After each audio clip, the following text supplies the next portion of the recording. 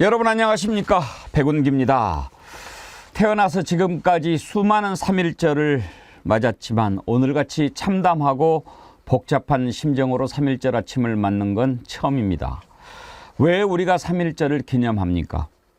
왜 대한민국 헌법은 3.1 운동을 맨 앞에 내세웁니까? 그것은 오늘날 우리 대한민국의 뿌리가 바로 3.1 운동에 있기 때문입니다. 아무리 역사인식이 천박한 대통령이라 하더라도 3.1 운동의 의미와 3.1절의 의미를 안다면 3.1절의 일본을 찬양하는 연설은 할 수 없을 겁니다. 지난해 우리가 얼마나 놀랐습니까? 오늘 기념사 역시 마찬가지였습니다. 여전히 공허하고 천박합니다. 이제는 실망이 아니라 절망입니다. 3.1절 아침을 이렇게 무거운 마음으로 맞아야 한다는 게 참 마음이 아픕니다. 생방송 백운계 정치 1번지 출발합니다.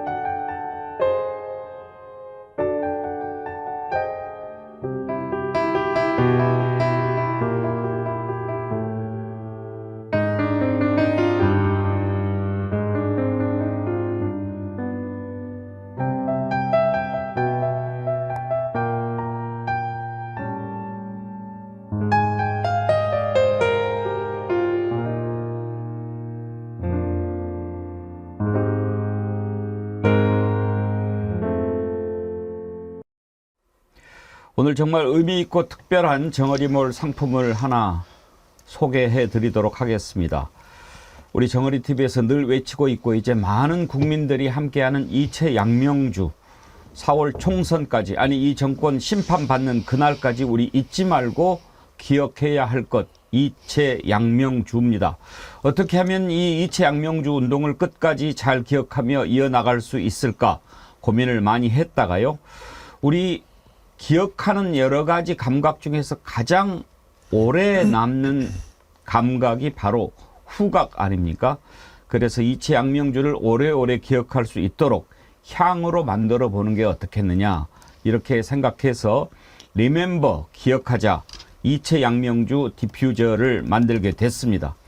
우리나라 최고 디퓨저 업체 도움을 받았습니다. 정어리TV가 함께 제작한 이채 양명주 디퓨저, 정어리원 여러분들 모두 동참해 주십시오. 주변에도 많이 선물해 주십시오. 방에도 놓고 책상에도 놓고 거실에도 놓고 차에도 놓고 우리가 잊지 말자 이채 양명주 같이 기억하고 외칠 수 있기를 간절히 바라겠습니다. 오늘 함께 하실 세 분 패널 소개합니다. 장윤미 변호사, 김성환 시사평론가, 신인규 민심동행 창당 준비위원장 오셨습니다. 어서 오십시오. 네, 안녕하세요. 그 앞에 리멤버 디퓨저 하나씩 놔드렸는데 저희 향이 전해집니다. 제가 특별히 선물합니다. 진짜요? 감사합니다. 향이 오늘 너무 좋은데요. 좋죠? 네. 감사합니다. 국내 최고 디퓨저 업체에서 만든 건데 이거 배송까지 해가지고 9,900원이니까 그냥 드리는 거예요. 이걸 우리가 어떻게 하면 이채 양명주 좀 기억할까.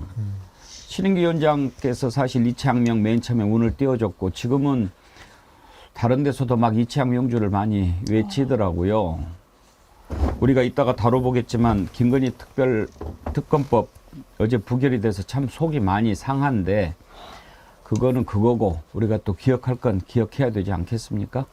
이거 뭐 기억을 하는 정도가 아니라 정말 나라 무너지는 소리가 귀에 들리는 이런 상황 속에서 저는 어제 그런 부결에 대해서도 많은 국민들께서 더 이채 양명주의 필요성을 더 많이 절감하셨다고 생각을 합니다. 예.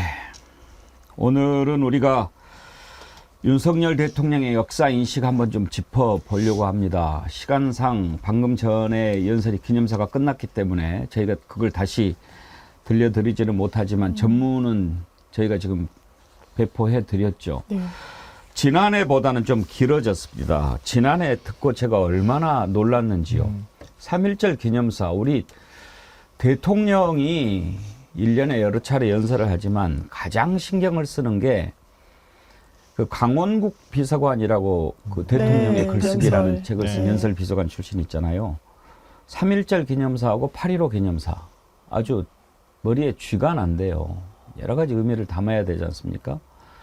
그런데 지난해 3.1절 기념사 한 1분 했나요? 한 1분 했어요. 아, 제가 왜 이렇게 짧게 했을까 생각을 해보면 거기에 이제 일본이 과거 군국주의 침략자에서 우리와 보편적 가치를 공유하고 안보와 경제 글로벌 어젠다에서 협력하는 협력 파트너가 됐다. 이야기를 했어요. 아니, 그런 이야기를 할 자리가 따로 있지. 3.1절 날 일본을 찬양하는 그런 연설을 하고 자빠졌단 말입니까? 이게 말이 됩니까? 얼마나 기절할 정도였는지 모르겠어요. 그런데 오늘은 좀 길어졌습니다. 내용은 없지만 쭉 한번 읽어보니까 요즘 초등학생 작문도 이 정도면 좋은 점수 못 받아요. 아마 챗GPT한테 야 이번엔 좀 길게 써봐라 이랬는지 모르겠어요. 오늘 3.1절 기념사에서 눈에 들어오는 문구가 뭐가 있습니까? 자유를 어떻게 해서든지 그냥 끌어들이려고 하는 것이 보이는데 장유미 변호사 혹시 네. 들어오시기 전에 연설 좀 들어보셨나요? 네, 듣기도 했고요. 뒤에 뭐 백드롭이라고 하나요? 뭐 자유를 위한 전진 이렇게 자유를 전면에 배치하고 연설하는 거 들었습니다. 논평을 보더라도 지난해보다는 많이 길어졌다라고 하는데 단순히 길이만 문제가 아니었죠. 물론 지난해에는 길이조차 너무 짧아서 무신경했다. 이게 과연 맞느냐라는 이야기 나왔는데 아마 처음부터 통일에 대한 이야기가 나올 거다라는 전망 기사가 나오더라고요. 근데 감동이 없습니다. 어떻게 보면 자기가 했던 대북 정책이 있는데 이런 말을 할 수 있지라는 생각도 들고요. 지금 챗GPT 말씀해 주신 것도요. 대한민국의 대통령이 국민께 입으로 3.1절이라는 대한민국 헌법에도 전문에 있는 역사적인 어떤 현실을 감안해가지고 이야기하는 그런 자리에서 감동도 없고 의아하기만 하고 또 북한을 뭐 주적 이런 이야기를 하면서 북한이 우리를 뭐 주적으로 했다라고 하면서 뭐 공세를 편 건데 이건 좀 이해가 되지 않고요. 대통령은 그런 것 같아요. 뭐 거기도 뭐 연설비서관이라는 직책을 쓰지는 않고 다른 직책 명칭을 쓰던데 본인이 그렇게 빨간 펜으로 다 첨삭을 한다라는 거잖아요. 이것도 대통령의 의중이 담긴 아주 무감동의 연설이구나 이렇게 평가하고 싶습니다. 김성환 평론가는 오늘 연설에서 윤석열 대통령이 얘기하고자 하는 바가 뭐라고 캐치했습니까? 잘 모르겠어요. 솔직히 말씀드리면. 그러니까 무슨 얘기를 하고 싶어 하는지 모르겠고요. 일단 한일 간에 관계 회복을 하고 본인이 이제 한 거 아닙니까? 작년에도 그 3.1절 기념사 때 그때 저도 생방송으로 그걸 보고 있다가 네. 그 얘기를 했었거든요. 너무 놀라가지고 어떻게 3.1절 기념사를 이렇게 짧게 이렇게 무성의하게 얘기를 할 수가 있지? 그렇게 얘기를 했었는데 그때 일본과의 관계를 굉장히 애매모호하게 표현을 해놨더라고요. 그 다음에 바로 제3자 배상안을 내놓고 일본하고 관계 회복을 뭐 외교부도 반대하는데 본인이 그냥 해버린 거 아닙니까? 근데 그러고 난 다음에 그 이유를 다시 또 설명한 것 같아요. 그러니까 김이 독립선언서는 일본을 향해 우리 독립이 양국 모두 잘 사는 길이며 이해와 공감을 토대로 새 세상을 열어가자고 요구하고 있다. 이렇게 되어 있는데요. 이건 아주 극히 일부분에 관한 것이고요. 이 얘기에 제가 알고 있는 김이 독립선언서의 이 얘기의 논지는 뭐냐면 일본보다 우리가 더 우월하다는 걸 보여주는 거예요. 일본은 식민주의 길로, 제국주의 길로 나가는데 우리는 자유주의 길로 나간다. 그러니까 일본을 오히려 아래다 두고 우리가 일본을 향해 타이르듯이 얘기한 거란 말이에요. 근데 이걸 끌어가지고 우리 김이 독립선언서를 발표했던 독립운동가 33위는 여기에 대해서 일본과의 관계 회복을 얘기했다고 지금 오히려 왜곡하고 있는 것 같은 느낌을 받는다는 거예요. 이것도 황당하고요. 그리고 난 다음에 북한과의 관계를 얘기했는데, 북한과의 관계를 이런 식으로 이게 앞뒤 맥락도 없이 이런 식으로 툭 하고 연결하는 것도 이해가 안 되고, 뭐 통일에 대해서 본인이 뭐 어떤 철학이나 가치를 얘기해 본 적도 없는 사람이 갑자기 또 통일 얘기를 하고, 이게 도대체 도무지 무슨 얘기를 하는지 모르겠어요. 아, 참, 그리고 제가 못 봤는데 혹시 오늘 대한독립 만세 3창 했나요? 저도 또 작년에 가보지는 대한독립 못해서. 만세를 안 했어요. 혹시 기억하세요? 저는 그것 보고 얼마나 기절할 뻔했는지 몰라요. 작년에 어떻게 했냐면요. 되찾은 자유 만세, 새로운 국민의 나라 만세, 보도도 또 못한 그런 만세 3창을 했거든요. 3.1운동 때 대한독립 만세를 안 했다니까요.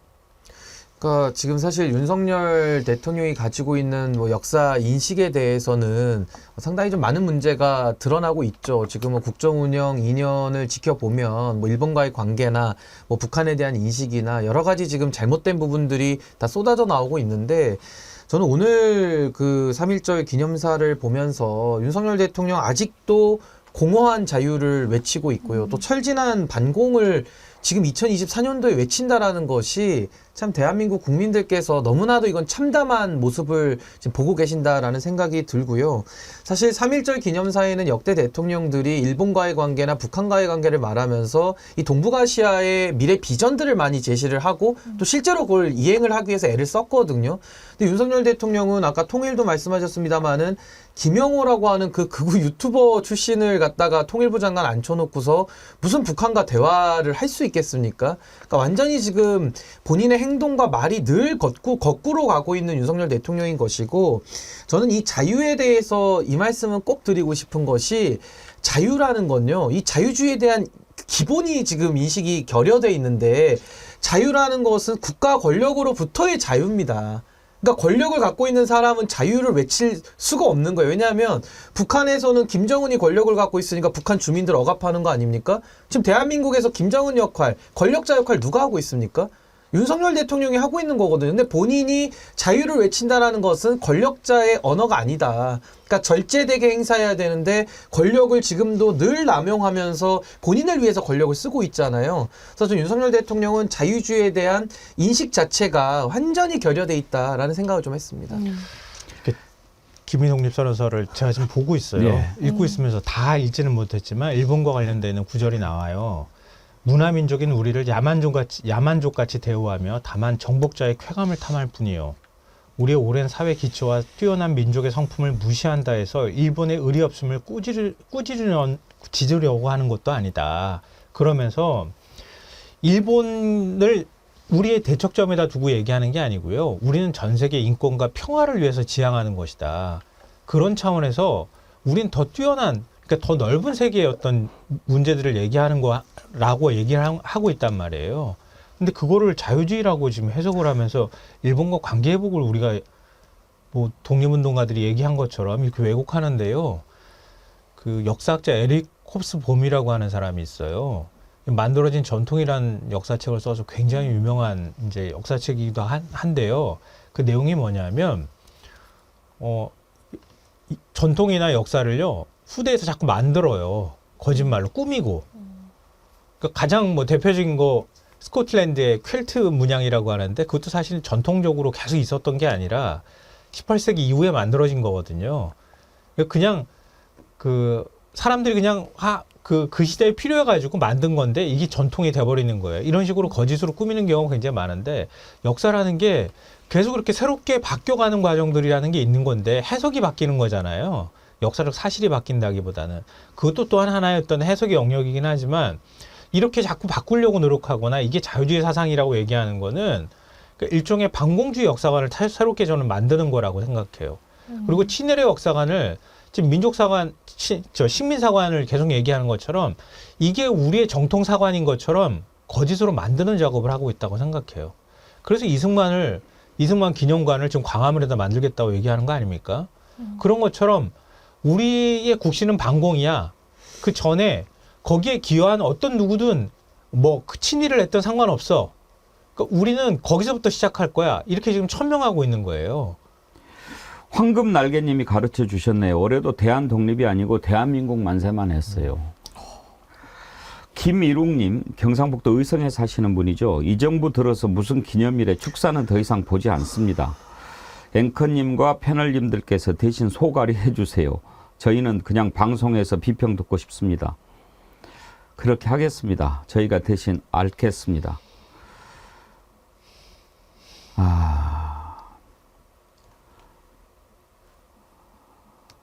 마리왈왈님, 대한민국 대통령은 일본 대변인이 아닙니다. 일본 총독이 아닙니다.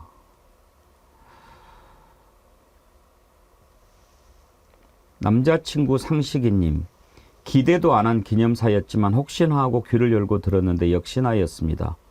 듣고 있었던 저를 때리고 싶습니다.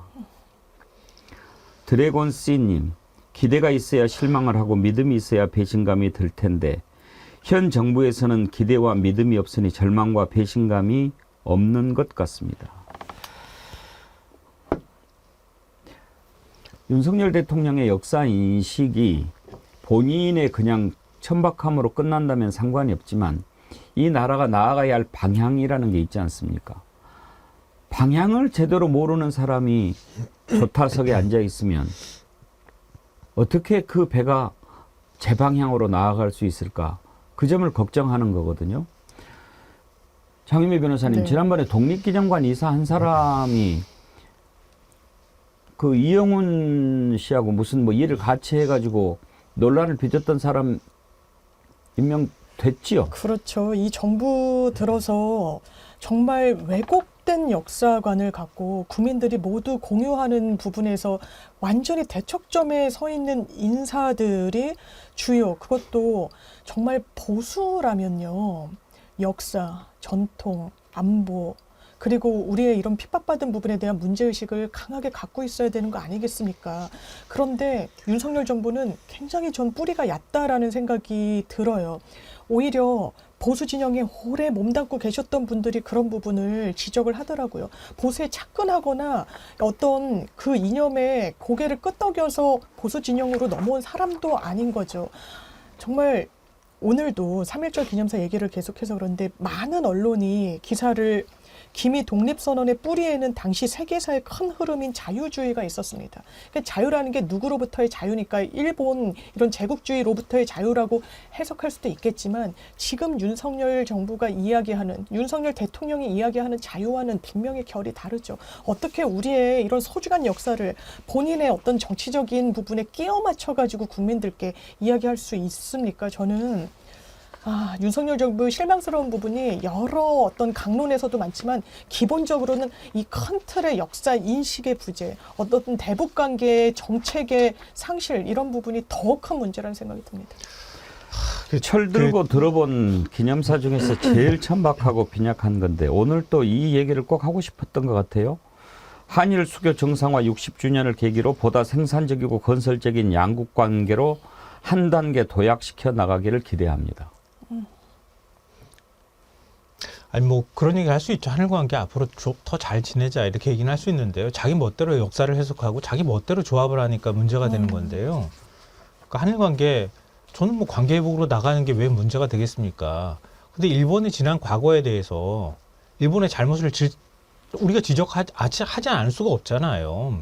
거기에 대해서 사과하는 태도를 보이지도 않고 있고 그거에 대해서 일본은 오히려 더 떳떳하다는 듯이 그 얘기를 하고 있단 말이에요. 일본의 구구는 그렇게 가고 있어요. 근데 우리가 그 구구적 사고방식과 비슷해지고 있다는 거예요, 지금. 그러니까 저는 이 뿌리가 이명박의 뉴라이트에서 시작됐다고 생각하는데요. 당시에 화이트리스트라고 해서 누구누구 뭐 무슨 부대 뭐 이런 거 만들었잖아요. 거기에 대표 인물을 꼽히는 사람이 몇 년 전에 제가 일본 대사관 앞에서 일본 천황 만세 이거 외치는 거 보고 깜짝 놀랐어요, 정말. 그런 사람들 모여가지고 만세 외치더라니까요. 일본 대사관 앞에서.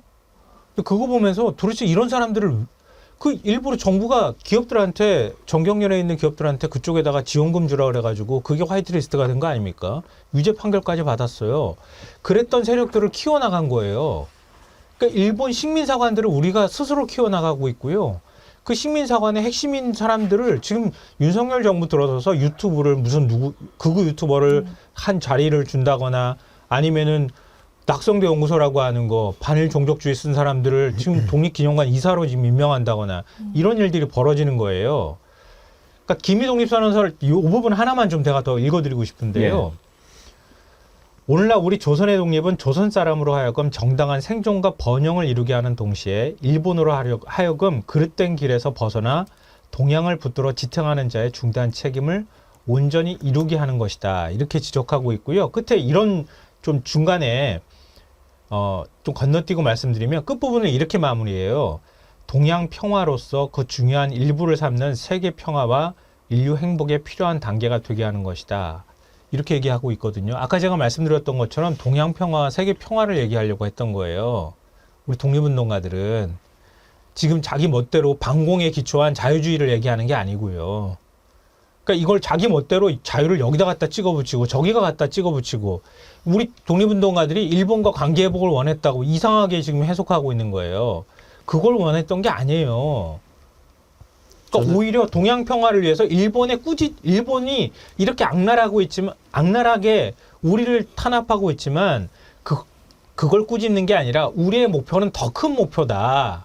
그러니까 단순히 일본에서 벗어나는 게 아니라 더 큰 가치를 우리는 지향하려고 하는 거다. 이렇게 얘기를 하고 있는 거예요. 저는 보수가 아까 우리 장유미 변호사님께서 그 전통 이야기를 하셨지만은 역사에 대해서는 정말 역사관이 확고한 게 보수거든요. 근데 저는 지금 윤석열 대통령 이렇게 하는 걸 보면은 이건 보수가 아니죠. 왜냐하면 과거에 그 우리가 일본의 식민 지배를 받고 당시에 역사적으로 우리가 다 배우고 그동안 보수든 진보든 간에 아니 3.1운동에 대해서나 아니면 임시정부에 대해서나 그동안 쭉 우리가 합의해왔던 역사관을 이 뉴라이트라는 세력들이 들어와가지고 다 이제 이거를 사후적으로 이제 역사관을 다 바꿔가면서 이게 보수 내에서 지금 주류로 보이는 듯한 이런 상황이 된 건데 전 윤석열 대통령 이게 전형적인 그 검사 출신들의 그 가해자와 피해자를 바꿔치는 이런 기회주의적인 성향을 역사관에도 그대로 투영하는 거 아니냐라는 생각이 들고요.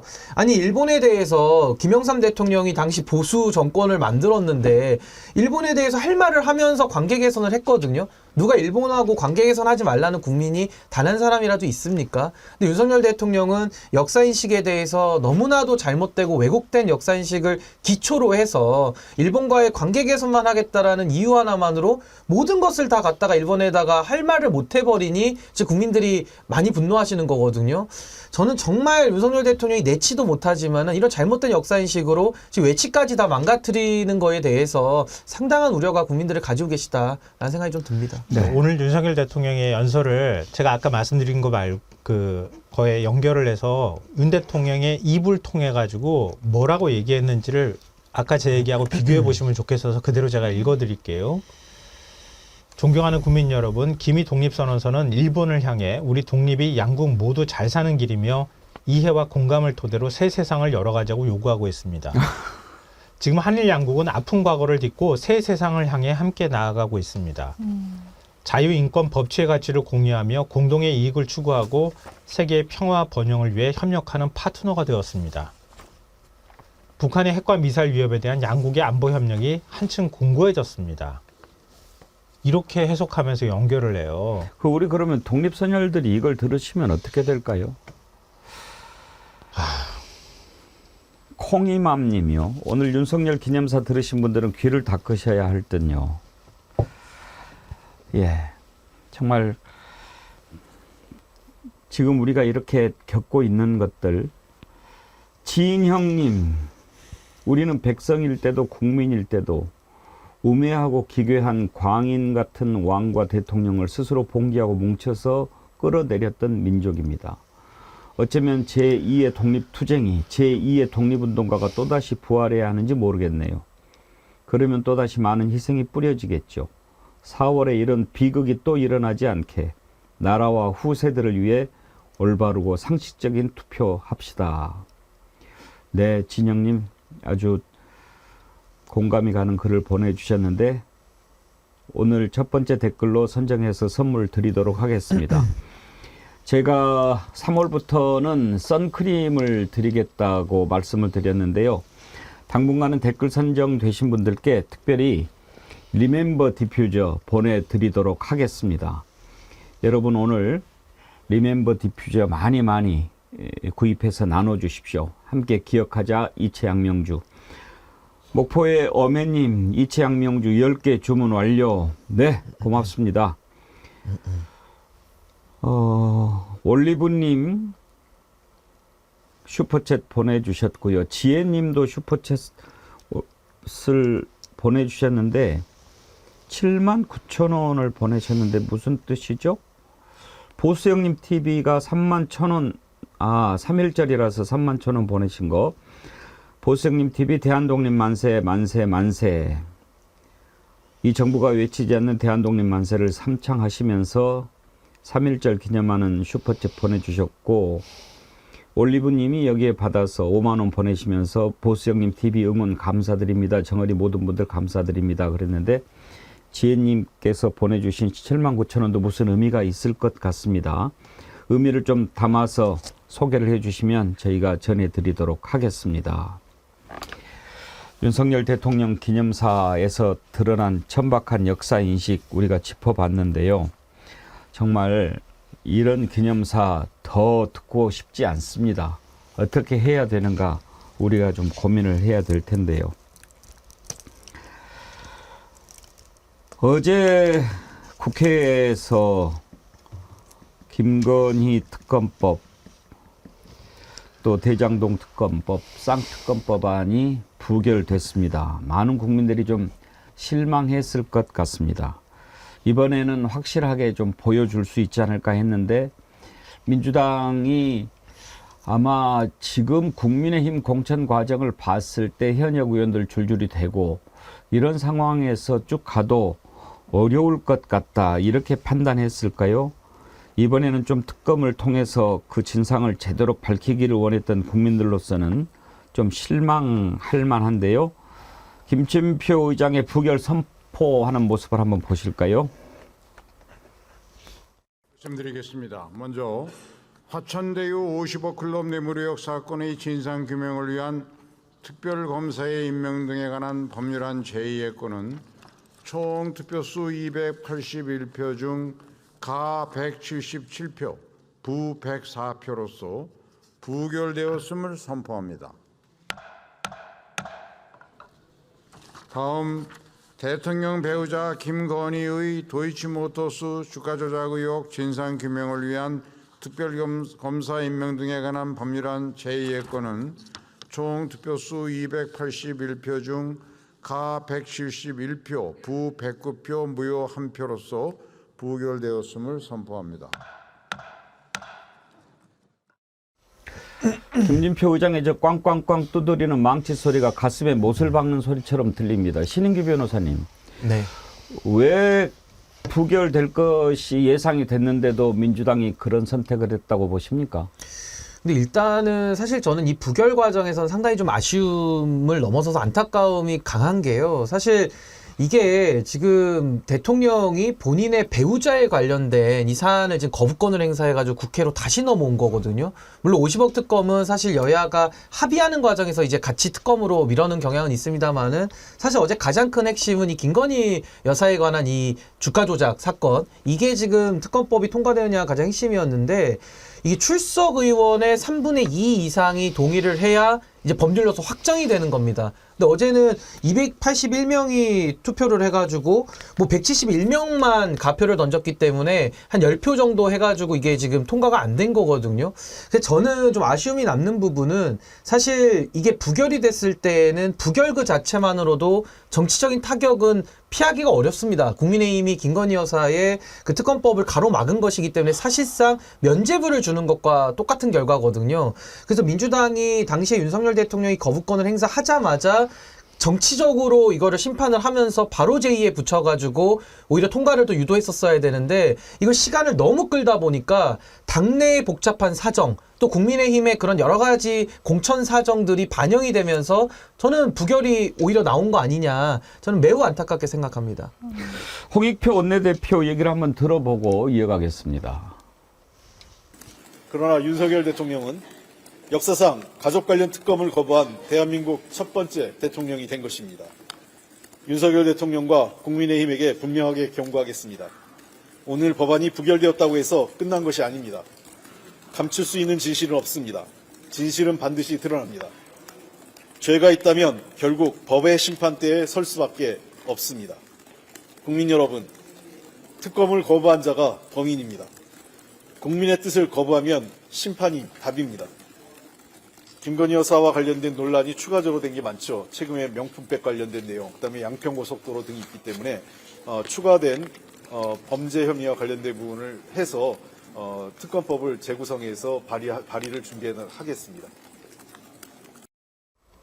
그 장명미 변호사님 네. 결국은 이제 이번에는 도이치모터스 주가 조작 관련된 특검인데 다 다른 거 합쳐가지고 다시 발의하겠다. 그렇죠. 네. 그럴 필요도 있고요. 아마 그런 한계가 있었던 것 같습니다. 민주당에 저는 기본적으로 전략의 부재도 있다라고 생각하는데 지금 4월 10일 총선이기 때문에 3월 달에 실질적으로 임시국회 소집이 관행적으로 해오지 않기도 했고 어렵기도 해서 2월 29일을 사실상 마지막 시한으로 한번 재부의를 해본 거고 무기명 투표이기 때문에 국민의힘에서의 어쨌든 이 특검법의 필요성에 공감하는 의원들이 또 왜 없겠습니까? 그래서 이탈표를 조금 기대했던 부분도 있었던 것 같은데요. 일단 국민의힘에서는 당론으로 채택한 부분이 있고 또 하나는 정말 이탈할 것으로 예상되는 이른바 뭐 영남권에 대해서는 물갈이할 거다라고 이야기를 하는데 그걸 계속 미루고 있는 것도 사실 연동돼 있는 거 아니냐라는 정치적 해석이 나오는데 이 부분과 관련해서는 지금 특검법으로도 뭐 등이라는 글자가 들어가기도 하고요. 수사를 통해서 새로 인지하게 된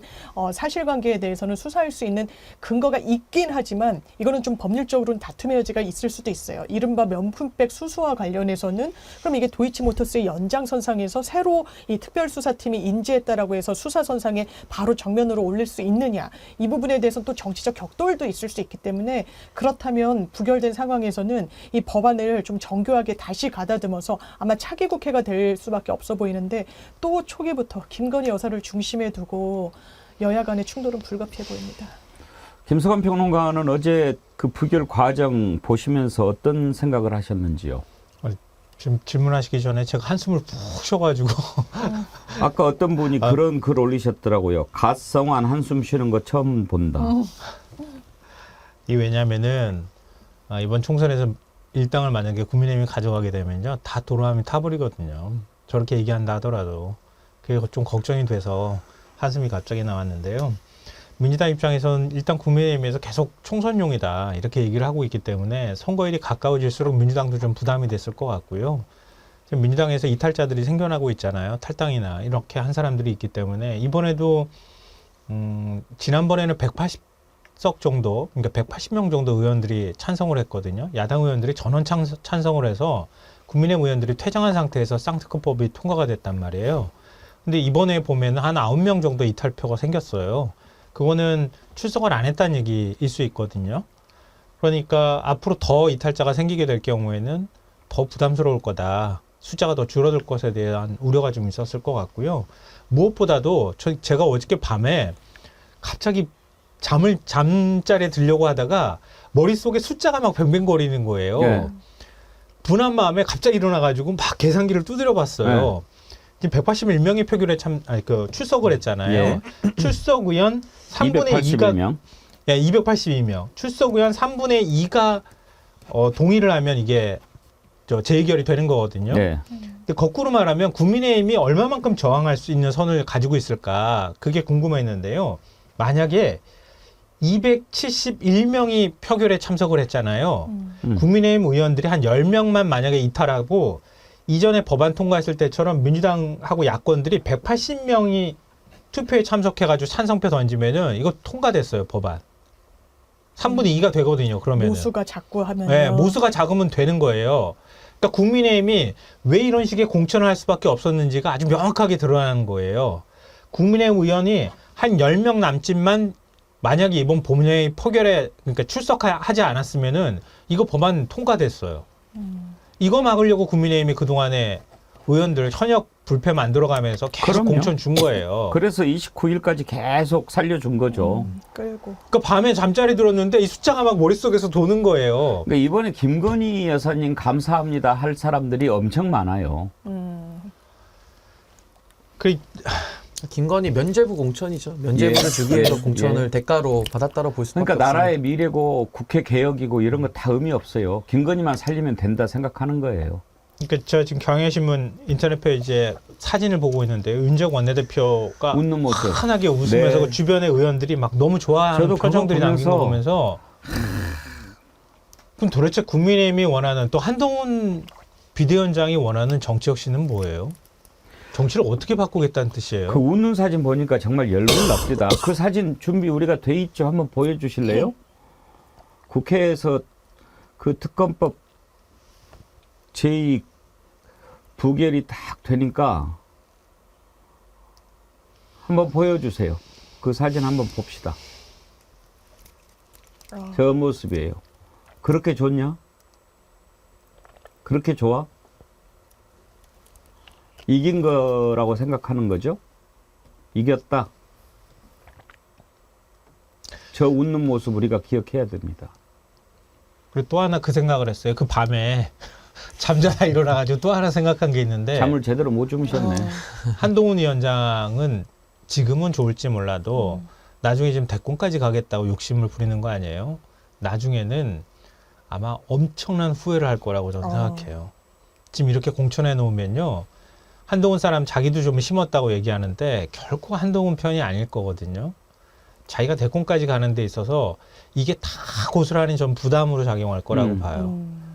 한동훈 위원장이 절대 웃으면 안 된다고 저는 생각해요. 어제 국회에서 이제 그 표결에 들어가기 전에 토론을 하지 않습니까? 강성희 진보당 의원의 발언을 좀 발언이 들을만 하더군요. 한번 들어보시죠. 존경하는 국민 여러분, 진보당 강성희 의원입니다. 특검을 왜 거부합니까? 죄 지었으니까 거부하는 겁니다. 진상을 밝히고 조사를 하면 감옥에 가기 때문에 못하는 겁니다. 선배 동료 의원 여러분, 이 말을 누가 한 말입니까? 바로 윤석열 대통령이 대선 후보 시절 한 말입니다. 오늘 이 자리가 열린 것 자체가 참담합니다.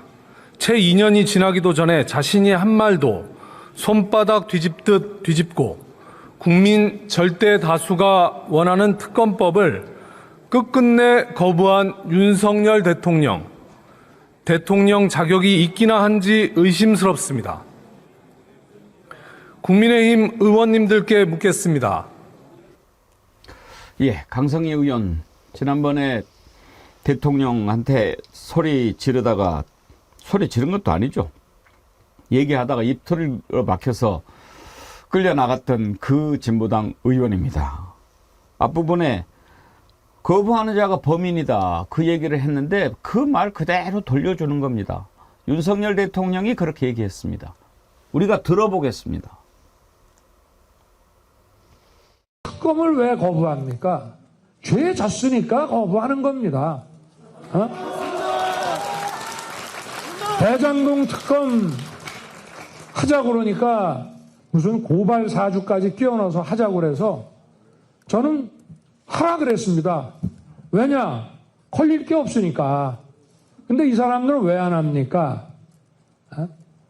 진상을 밝히고 조사를 하면 감옥에 가기 때문에 못하는 겁니다. 다시 한번 들어보고 싶은데요. 다시 한 번만 들어봐 주세요. 특검을 왜 거부합니까? 죄 졌으니까 거부하는 겁니다. 대장동 특검 하자고 그러니까 무슨 고발 사주까지 끼워넣어서 하자고 그래서 저는 하라 그랬습니다. 왜냐? 걸릴 게 없으니까. 근데 이 사람들은 왜 안 합니까? 진상을 밝히고 조사를 하면 감옥에 가기 때문에 못하는 겁니다. 다시 들어보길 잘했네요. 고발사주 부분 아까 제대로 못 들었는데 그래 고발사주도 끼워넣어서 하자. 반드시가 한번 합시다. 고발사주 과연 누가 했는지 반드시 합시다. 죄 지었으니까 거부하는 겁니다. 이렇게 단정을 했어요. 그러면 신규 위원장님 그대로 돌려줍시다. 죄 지었다는 고백입니까? 그러니까 참 이게 참담한 게요. 그러니까 참 국어가 되고 한국인들이 한국말을 쓰면 서로 대화라는 게 돼야 되는데 그냥 귀를 막아버리고 자기 소리만 이렇게 하면은 대화가 안 되지 않습니까? 그러니까 지금 윤석열 대통령은 본인이 아마 이 영상을 봐도 그냥 모르쇠를 해버리는 거예요. 그러니까 이것은 한마디로 표현하면 그냥 양심이 화인을 맞은 거죠.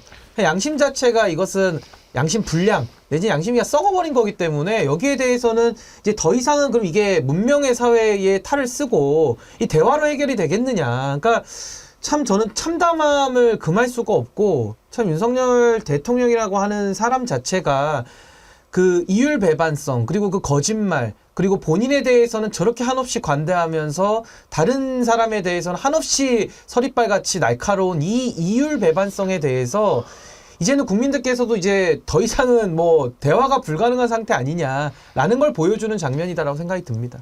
장희배 변호사님, 네. 우리 저 부분 앞으로 좀 날마다 한 번씩 들어봤으면 좋겠어요. 각인할 필요가 있죠. 왜냐하면 손준성 검사 실형을 선고받은 데는요, 그 윗선으로도 수사를 하라는 법원의 사실상의 판단이 있었다고 봐야 됩니다. 그 윗선은 2명이 있습니다. 한동훈, 윤석열입니다. 고발사주라는 건요, 아주 명징합니다. 왜냐하면 검찰만 접근할 수 있는 타인의 전과조회 같은 걸 다 하고 막 붙이고 했거든요. 이 부분과 관련해서 연락을 지속적으로 주고받은 내역 같은 것도 현출되어 있는 걸로 알고 있습니다. 본인도 이 부분 대통령이기 때문에 외란, 이런 부분에 대해서만 예외적으로 기소할 수 있고 나머지 부분에 대해서는 지금 시효가 중단돼 있다고 보는 게 맞을 겁니다. 수사 꼭 받으셔야 될 겁니다. 동일한 잣대로 한다면요. 한동훈 비대위원장 마찬가지고요. 윤석열 대통령 마찬가지입니다. 도이치모터스 어떻습니까?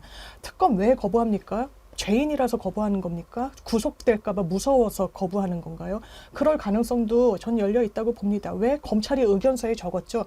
문재인 정부 검찰 아니었습니다. 윤석열 정부의 검찰이 의견서에 상당 수익을 김건희 여사가 올렸다고 의견서에 적시했습니다. 제가 생각을 해봤어요. 검찰은 왜 이런 거를 적었을까? 무리수를 둔 걸까? 어떤 걸까? 왜냐하면 이런 걸 알면서 적시하지 않으면 직무유기로 본인들이 처벌받을 수 있어서 본인들이 법을 다루기 때문에 잘 알고 있을 겁니다. 이렇게 어떻게 보면 차고 넘치는 증거 다 없다고 할 겁니까? 이게 정치적 공세에 불과한가요? 이 부분은 정치적 후과 아니요 법적 후과로 돌아올 겁니다. 제가 이 부분에 대해서 한마디만 더 추가 말씀드리면요. 저는 한동훈 위에 윤석열 있고 윤석열 위에 윤핵관 있다라는 게 이번에 그대로 드러나지 않았으니까 권력 서열이 그대로 나오는 거거든요. 그렇다면은 이 윤석열, 한동훈 이 두 분은 제가 감히 예언하건대 미래가 최대로 불행할 수밖에 없습니다. 왜냐하면 본인들이 윤핵관들의 지금 사실상 꼭두각시 놀이 지금 하면서 약간의 이익을 얻는 거거든요. 최근에 일주일 전인가요? 일요서울에서 지금 뭐 검찰 내부가 뒤숭숭하다는 보도가 나오고 있습니다. 그 얘기인 즉슨 검찰 후배들, 그러니까 송경호 서울중앙지검장이나 즉 검사들이 김건희 여사 관련해가지고 수사해야 된다는 식으로 의견 갈등이 있어서 즉 검찰 인사도 못했다는 거거든요. 그러니까 제가 지금 드리고 싶은 말씀은 이 윤핵관 그리고 검찰 이 두 세력이 자기들을 비호해 주는 것 같고 본인들이 지금 지배하는 것 같죠. 이 권력이 5년을 못 갑니다. 이제 3년 남았거든요. 이 윤핵관이나 검찰이라는 것은 하이에나들이기 때문에 이용가치 없으면 바로 뜯어먹는 겁니다. 이제 아마 최대한 불행한 그 말년을 저는 겪을 수밖에 없다라는 것이고 아마 지금 이 업보를 쌓아가고 있거든요. 아마 그대로 돌려받을 겁니다. 제가 볼 때는.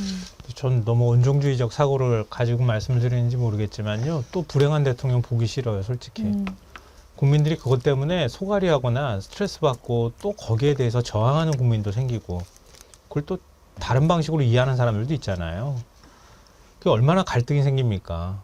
그 대한민국의 국가 역량이 낭비되는 거예요. 그런 대통령 진짜 보기 싫은데 자꾸 그 길로 가는 것 같아서 너무 답답하고 그래요. 근데 그렇기 때문에 오히려 할 수 있을 때 해야 된다 이런 얘기들을 더 많은 분들이 얘기해 줘야 된다. 그런 일이 벌어지지 않게 하기 위해서라도 그런 생각이 들고요. 우리나라 검찰이 얼마나 정치화되어 있는지를 아주 명백하게 보여주는 거라고 생각해요. 그러니까 윤석열 대통령이라는 사람이 어떤 일을 해왔는지 조국 사태까지 거슬러 올라가면 그렇잖아요. 인사청문회 하는데 아니 인사청문회 전에도 얘기를 했다는 거잖아요. 조국은 안 됩니다. 윤 대통령이 만나서 얘기를 했다고 또 이 최근에 또 공개됐더라고요. 안 됩니다. 라고 얘기해서 수사하겠습니다.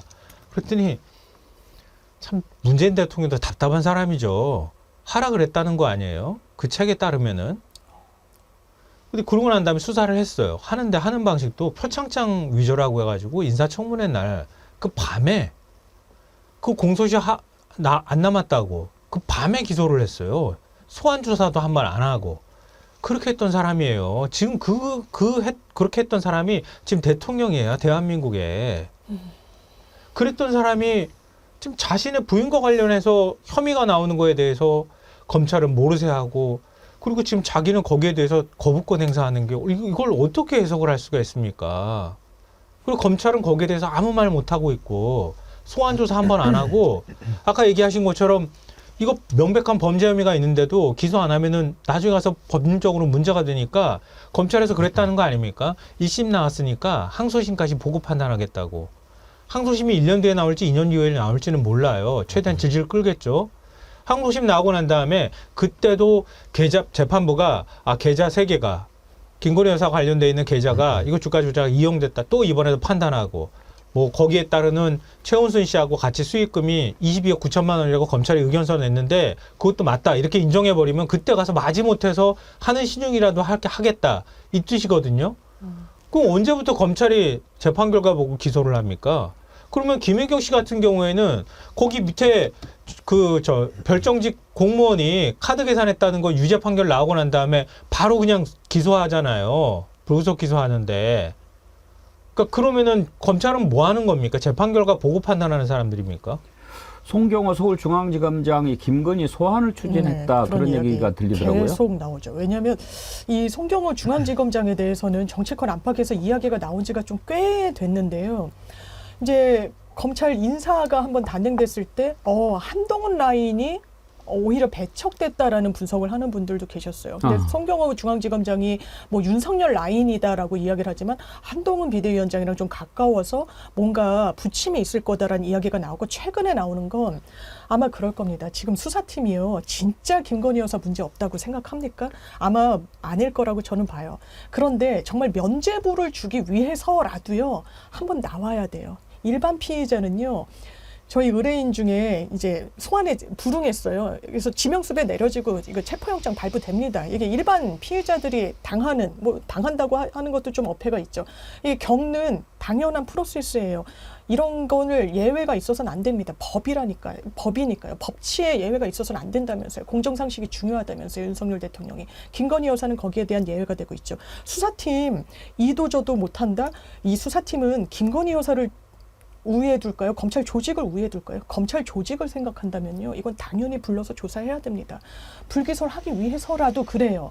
근데 불기소하기도 어렵죠. 왜냐하면 그 부분과 관련해서 명징하게 1차, 2차 거쳐서 있는 거는 김건희 여사랑 최은순 씨밖에 없으니까요.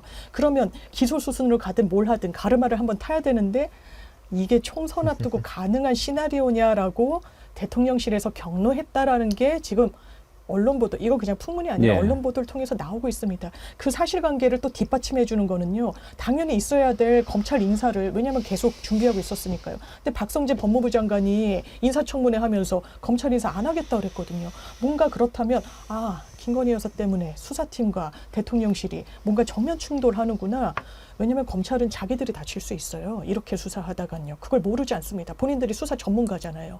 그러면 이거를 순리대로 하십시오. 순리대로요. 정말 10만 4천 원 기부행위, 불법 기부행위면 기소하세요. 그게 맞는 거죠. 그러면 똑같이 몇십억, 몇백억 번 사람에 대해서도 하시라는 말씀입니다. 이게 다리 차면 기울고요. 풍선효과처럼 여기를 막으면 저쪽이 튀어나오는 거거든요. 검찰도 똑같습니다. 검찰은 김건희 여사 보호를 위해서 이제 칼로 쓰이는 거잖아요. 도구로 쓰이는 건데 나중에 이게 또 밝혀졌을 때는 직무유기로 본인들이 다치는 거예요. 게다가 검찰 인사도 검사장 자리가 뭐 3개씩 있습니까?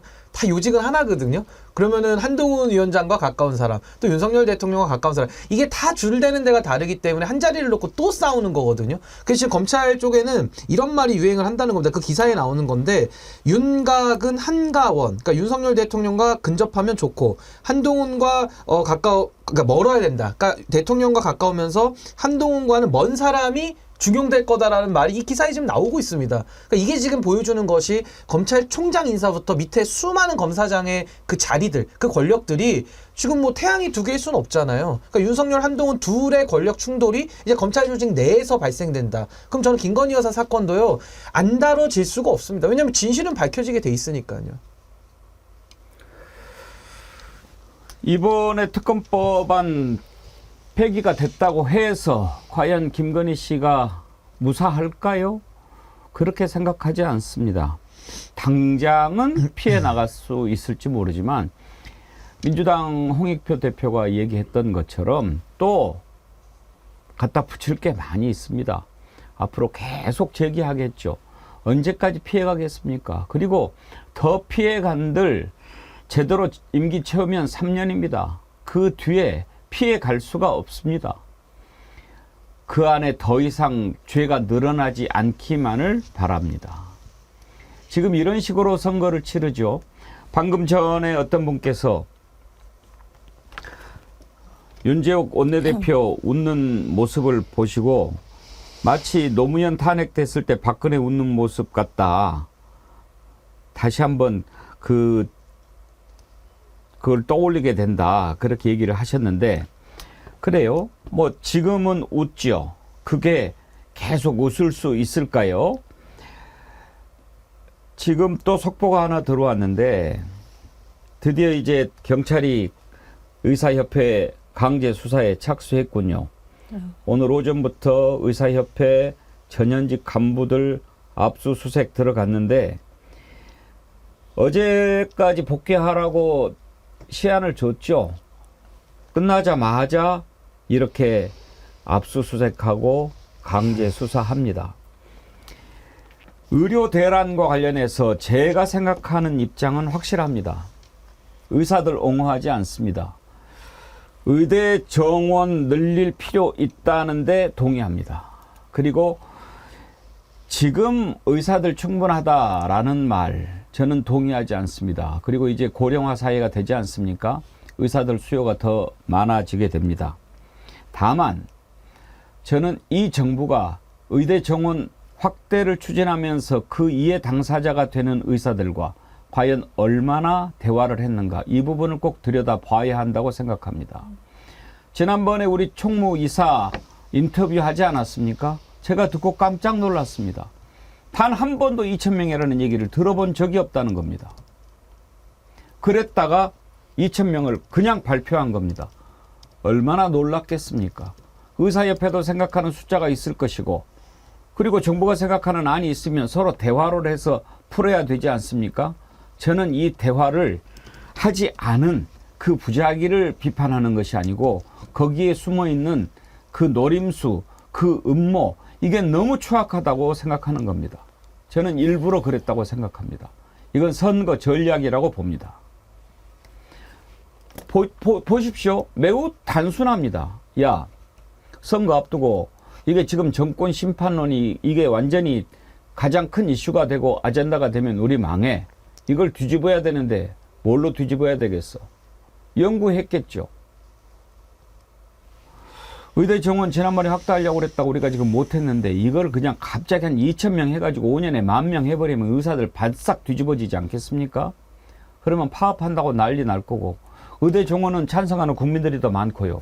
의사들 파업하면 막 사람들 죽어나갈 거고 그러면은 완전히 정권 심판론 무너지고 의료 대란으로 관심 다 쏠리게 될 거고 그 다음에 의사들 파업 때문에 사람들 죽어나가면 그 비난은 다 의사들한테 갈 거고 우리는 완전히 이거 꼭 먹고 알 먹고 아니겠습니까? 분명히 어떤 놈이 이런 아이디어를 냈을 거예요. 그리고 이제 그 불씨가 사그라들까 봐 계속 끌고 가기 위해서 29일까지 최후 통첩이다 이렇게 해놓고 오늘부터 또 압수수색하면 의사들 더 반발하겠죠? 끝까지 아마 이 이슈를 갖고 갈 거라고 생각합니다. 김성환 평론가 제 생각이 너무 지나칩니까? 아닙니다. 오늘 오마이뉴스 인터뷰를 저도 보고 딱 공감했는데요. 정기현 전 국립중앙의료원장이 인터뷰를 했어요. 총선 앞두고 의사 반발 예상을 못했겠느냐. 윤 정부의 포퓰리즘이다. 지금 이렇게 얘기를 했거든요. 2,000명 증원 숫자에만 매몰됐다. 이런 지적을 했는데요. 이 말이 아까 말씀하셨던 거하고 똑같은 맥락인 것 같아서 제가 그대로 읽어드리면요. 의대 정원 늘리는 것 자체는 찬성이다. 오랫동안 주장해왔다. 하지만 현재 정부의 모습을 보면 진정성을 의심하지 않을 수 없다. 정부가 그간 국민들에게 충분히 물어봤다고 할 수 있을까? 공론장에서 충분히 숙성되지도 않았는데 덜컥 2,000명이라는 숫자를 내놓고 싸우고 있다. 총선을 앞두고 정치적으로 소비하는 건 아닌지 걱정된다. 의료계 인사가 딱 이렇게 얘기를 해요. 아까 말씀하셨던 거하고 똑같은 맥락이에요. 그러니까 정말 대화를 하고 정말 진정성 있게 정말 이거 2,000명을 늘리려고 할 때 어느 정도 교육에 있어서 준비가 됐는지 그리고 우리가 수용할 수 있는 정도 수준이 되는지 그리고 우리 공공의료에 대해서는 진짜 그럼 아니 그 2,000명 의사가 배출되면 어디로 갈 겁니까? 공공의료로 가야 되는 거잖아요. 필수 의료로 가야 되는 거고. 그럼 그런 시스템은 제대로 돼 있는지 이런 걸 준비를 같이 해야 되는데 전혀 하고 있지 않다는 거예요. 그래서 포퓰리즘이다 이렇게 규정을 하고 있는 거예요. 정기현 전 국립중앙의료원장이 이런 식의 얘기를 하는 거 보면서 이게 국민들이 여기에 속아 넘으면 안 되겠다 이렇게 생각하는데 오늘 갤럽에서 여론조사 결과 발표했거든요. 근데 1년 8개월 만에 윤석열 대통령 국정수행 지지율이 40% 올라갔어요. 국정수행 지지율이 큰 폭으로 지금 뛰었는데요. 국민의힘 지지율이 43%가 나왔고요. 특히 서울에서 국민의힘 지지율이 43%, 민주당은 26% 나왔어요.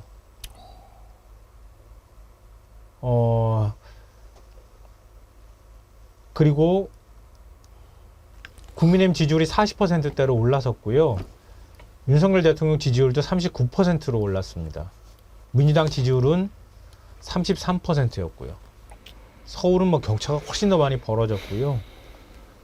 이런 현상이 나타난다는 거예요. 우리가 우려했거나 국민들이 받아들일 때 신호로 이런 신호로 받아들이면 안 됩니다라고 여러 차례 말씀을 드렸던 그런 일들이 벌어지고 있다 이렇게 봐야 될 것 같아요.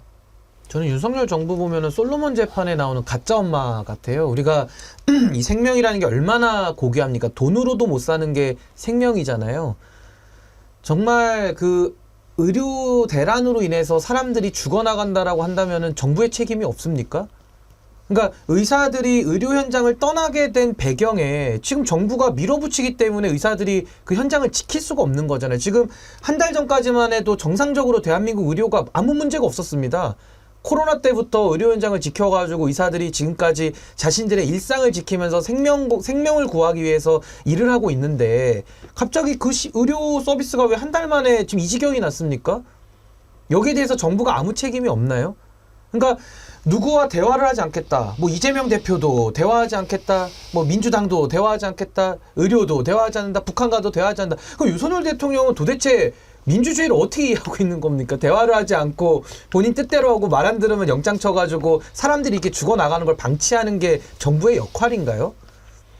처음엔 단순하게 왜 대화를 하지 않고 이렇게 밀어붙이느냐, 이 정부의 그런 대화하지 않는 것을 비판했는데요. 이걸 가만히 들여다보니까 일부러 대화를 생략하고 일부러 밀어붙여서 이렇게 된 것 같다라는 생각이 들어서 이건 그 대화하지 않는 것을 비판하는 게 아니고 그 의도의 사악함? 네. 그런 것이 너무 실망스러운 거죠. 왜냐하면 이 아주 기시감이 드는 장면이거든요. 밀어붙이고 몰아세워서. 이게 화물연대 때도 마찬가지였습니다. 업무복귀 명령하지 않는다라고 해서 사실상 막 노조를 굉장히 강압적으로 대했죠. 그때 사실 지지율이 올랐었거든요. 그런 부분과 관련해서 차가는 것 같습니다. 특히 선거 앞두고 의대 정원을 줄이자는 국민은 아마 없을 겁니다. 아마 대부분의 국민들이 현상 유지에도 반대할 거예요. 왜냐하면 우리가 뉴스에서 들으니까요. 응급실을 뺑뺑이 돌다 환자가 돌아가셨다. 치료를 제대로 못 받았다.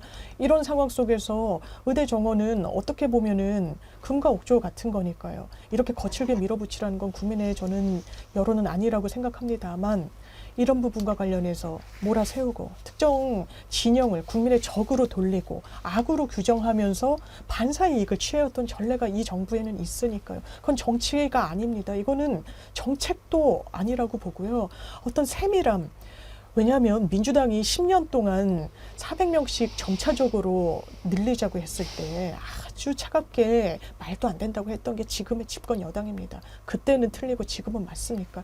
이런 식으로 어떻게 국정 운영을 한다라고 이야기하는지 좀 국민의 한 사람으로서 무섭죠. 네. 그 윤석열 대통령이 정적들 제거하는 방식 보십시오. 그러니까 당 내에서도 저도 이제 국민의힘을 밀려서 떠밀려 나온 거죠. 그러니까 탈당할 수밖에 없게끔 만드는 상황인데 똑같습니다. 유승민 대표 밟았죠. 이준석 대표 밟았죠. 나경원 밟았죠. 안철수 밟았죠. 그러면서 김기현 대표 세웠거든요. 또 김기현 밟습니다. 그러니까 이분의 방식은 이번에 의사 밟거든요. 그럼 저는요, 국민 여러분들께서 아셔야 되는 게 화물노조 때렸죠. 그 다음에 뭐 사교육 강사 때리죠. 방송국 때리죠. 이번에 의사 때리죠.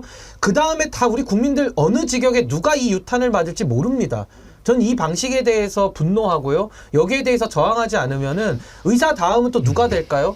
세상의 어느 직역이든 간에 그 직역에 문제 없는 직역이 단 한 군데라도 있습니까? 문제가 있으면 그 문제를 해결하라고 정부를 세워놨는데 누가 그 시장을 이렇게 망가뜨리고 죽이라고 했습니까? 저는 윤석열 대통령의 이 정치 방식이 거의 이제는 알고리즘화 공식화돼 있기 때문에 아마 국민 여러분들께서도 이 문제 하나만 바라보지 마시고 이게 이제 다음에 어떤 직역으로 튀는지를 또 유심히 보시면은 이 수법이 그대로 갈 겁니다. 이거 매우 심각한 문제입니다. 어떤 폭력적인 방식으로 모든 문제를 해결하기는 어려워요. 윤석열 정부에서 뭐 과거 보수 정부도 마찬가지였지만 뭐 꼭 뭐 자기가 필요할 때는 법과 원칙, 뭐 공권력 이런 걸 얘기를 해요. 근데 정치의 영역은 그게 아니잖아요. 그러니까 같이 타협하고 대화하고 이게 정치의 영역인데 근데 그냥 툭하면 불법 얘기하고 불온 세력 얘기하고 마치 저 세력은 때려잡아야 될 것처럼 얘기하는 이런 방식들을 사용하는데 그걸 시원하다고 느끼는 국민들도 적지 않다는 거예요. 이번에 국정수행평가 아까 갤럽 여론조사 거기 보면 이거 보고 좀 사실 예상은 했지만 깜짝 놀랐는데요. 긍정평가의 가장 높은 비율이 의대 정원 학대였어요. 이게 12%가 갑자기 확 뛰어가지고 이게 처음으로 21%로 가장 꼭대기에 올라왔어요. 믿기지 않는다고 여러분들이 글을 보내주셨고 특히 HMS님께서 과표집된 거 아닌가요? 어디 거 여론조사인가요? 다시 물어보시는데. 갤럽 여론조사가 그나마 제일 안정적인 여론조사이기 때문에 제가 소개해드리는 거거든요. 그 다음이 외교고요. 그동안에 외교가 제일 1등이었잖아요. 결단력, 추진력, 뚝심. 이게 3%포인트가 올라서 3등이 됐어요. 지금 여론조사에 대해서 상당히 좀 걱정하고 그러는 분들이 많으신데요. 2부에서는요. 그렇지만 이런 판세를 확 뒤집을 수 있는 그런 이벤트가 이번 총선 기간에 있을 것 같기도 합니다. 이재명 대표와 한동훈 비대위원장이 토론을 하기로 합의를 했는데요. TV 토론을 만약에 두 사람이 하게 된다면 큰 출렁거림이 있겠지요. 여러분은 어떻게 생각하십니까? 누가 어떻게 더 잘할 것 같습니까? 한동훈 위원장의 극간적거리는 말투가 점수를 더 얻을까요? 잃을까요? 그리고 요즘에 뭐 여러 가지 되지도 않는 거 가지고 시비를 많이 거는데 MBC 날씨에 뭐 일자 미세먼지 일 나왔다고 그걸 또 갖고 시비를 걸더라고요. 그런 내용도 한번 좀 짚어보도록 하겠습니다. 전하는 말씀 듣고 2부 이어가지요.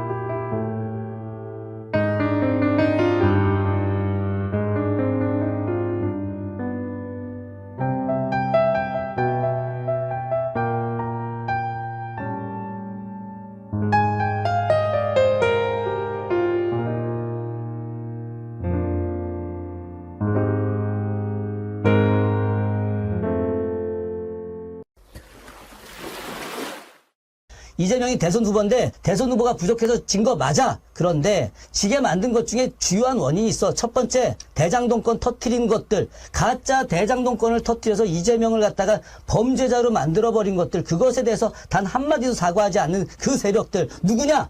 이게 첫 번째고, 두 번째가 이낙연 후보가 대선 승복을 제대로 하지 않았다. 그리고 이낙연 후보의 국무총실 비서실장이자 선대위 비서실장이었던 정운현 씨, 바로 윤석열 지지하러 간 거 아니겠습니까? 0.73%보다 더 많은 사람들이 갔어요. 이거 잘못된 거다. 세 번째, 마지막에 이재명 후보가 코로나 지원금 그렇게 문재인 정부한테 달라고 그렇게 요청을 하지 않았습니까? 돈 있는데 50조 다 돈 있는데 안 줬죠. 지고 나서 윤석열 당시 당선자가 자 주십시오 하니까 그대로 갖다 바쳤지 않습니까? 이거 어떻게 책임질 거야? 이거 어떻게 해명할 겁니까? 이거 이러고도 이 사람들이 대선에 대해서 패배에 대해서 아무런 책임이 없다? 어떻게 감히 이야기를 합니까? 부끄럽고. 네, 초록동 여신님께서 제작해서 보내주신 쇼츠까지 들어봤습니다. 감사드립니다. 여러분께서 이렇게 쇼츠 만들어서 보내주시면 소개해드리고 또 홈페이지에 올리고 가장 많은 조회수 기록한 쇼츠 분기별로 시상을 하도록 하겠습니다. 전반에 많은 분들께서 댓글 참여해 주시고 또 슈퍼챗 보내주셨는데 소병률님 주의 부작용 리멤버 디퓨저 음용 금지. 예, 마시는 분 있겠습니까? 그런데 이제 나는 영원히 기억할 거야라고 디퓨저 드시면 안 됩니다. 지혜님 79,000원 제가 의미 궁금해했는데 아직은 뜻을 안 보내주셨고요. 댓글 중에 친구라는 뜻 아니겠느냐는 분이 계셨어요. 글쎄요, 저도 그런 생각했는데 또 네. 다른 뜻이 있으실까봐. 네. 보스형님 TV께서 대한독립 만세 31,000원 하셨는데 소병률님께서 또 만세 릴레이 동참 31,000원 하셨습니다. 그러면서 소병률님은 2,000원 따로 슈퍼챗 하셨는데 옛다 싸구려 웃음값 저쪽에 보내시는 거죠. 나노리님, 백영크님 많은 국민 깨우치는 방송 감사합니다. 제가 뭘 깨우칩니까? 우리 함께 깨어있자고 그냥 말씀드리는 겁니다. 이렇게 함께 해주시면 우리가 깨어있을 수 있지 않겠습니까? 김영일님, 윤석열과 극우 세력들에게 마침 오늘 3.1절 서글픈 날인데 후쿠시마 오염수 퍼마시게 합시다. 그리고 이런 세력들 3대손까지 전 재산 몰수해서 독립운동 후손분들과 이태원 참사, 최상병님 유족분들 사각지대에 놓인 안타까운 분들에게 골고루 혜택을 드렸으면. 쪼양님께서 슈퍼챗 보내시면서 이런 글을 보내셨는데요. 이건 우연이라고 하기엔 너무 기괴해서 공유하고 싶네요. 대통령 3.1절 연설 뒷배경에 자유를 향한 위대한 여정 대한민국 만세라는 문구가 있었습니다. 앞 글자를 확인해 주세요. 소름입니다. 자유대네. 자유를 향한 위대한 여정 대한민국 만세. 앞자만 떼면은 자유대. 잠깐만요. 한 번만 더 읽고 생각해 볼게요. 토마토 오네어님, 연 2,000명 의대 증원이면 한국 과학기술은 폭망합니다. R&D 예산 삭감과 더불어 대한민국의 미래를 망치는 무대책의 끝판입니다. 지금 우리는 대한민국의 미래가 무너져 내리는 현장을 보고 있는 것입니다. 예. 지금 그 사진 한번 다시 보여주실래요, PD님? 저걸 이제 세로 드립이라고 하잖아요, 김성환 평론가. 저렇게 해가지고 뭐 이렇게 놀리고 이러는 것도 많이 있었고, 네. 제가 어렴풋이 기억하는 게 지난번에 뭘 공모를 했는데, 그걸 앞부분 그 세로 드립으로 쓴 건데, 그걸 모르고 그 선정을 했어요, 당선작으로. 그런데 나중에 보니까 완전히 놀려먹는 거였어요. 그렇더라. 뭐였는가 본데. 저런 거는 의도하지는 않았다 하더라도 생각은 해야 되는 거 아니에요? 그러니까요. 지금 저도 깜짝 놀랐네요. 그 말씀 듣고 보니까. 요즘 자유대 만세가 되잖아요. 뭐라고 이걸 얘기해야 될지 모르겠어요. 지금 뭐 한동훈 비대위원장이나 여권에서는 뭐 기상캐스터가 뭐 날씨 전하면서 옆에 뭐 일자 적힌 게 뭐 파란색이라고 그것도 시비 거는데 저것도 그러면 야권에서 시비 걸어야 되나? 이거 어떻게 저렇게 나오죠, 글자가? 깜짝 놀랐네요, 정말.